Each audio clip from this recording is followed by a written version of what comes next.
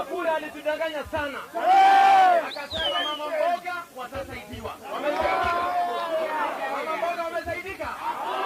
Akasema boda boda watasaidika. Boda boda watasaidika.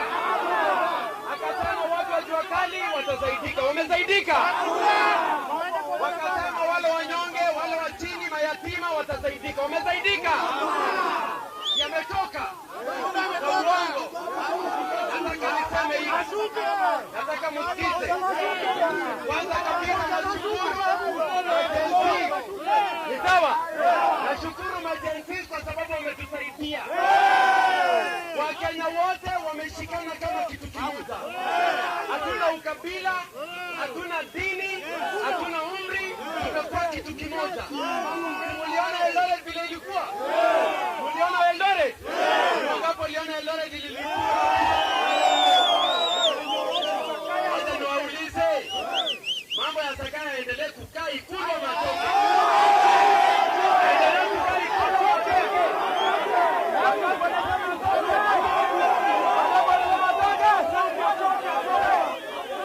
Nataka niseme hivi.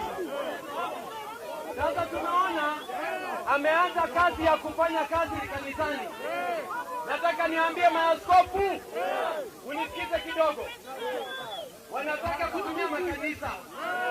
Wanataka kushika maaskofu, mapasta, mareverend. Nyinyi mkirudi kanisa muambie makanisa hivi.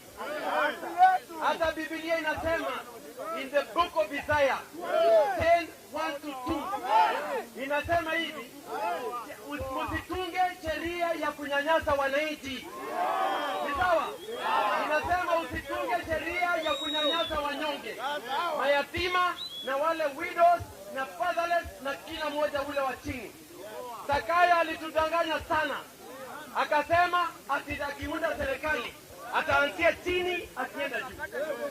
Sasa hivi gharama ya maisha iko chini ama iko juu? Iko chini ama iko juu? Na Sakaya alisema ataleta nini? Chini. Mambo ya ushuru imezidi. Mambo ya ushuru imefanya nini? Wacha niulize, wacha niseme hivi. Sakayo ashuke. Sakayo ashuke. Comrade Power! Comrade Power! Nakuweke vizuri Comrade Power! Sema kwa sauti mpaka isikike kula Kisumu raha. Comrade Power! Aondoke! Wangapo aondoke.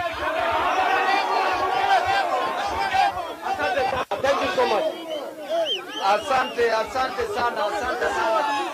Yongunya untie. Kwa gonye nyapeni mondi ya dio.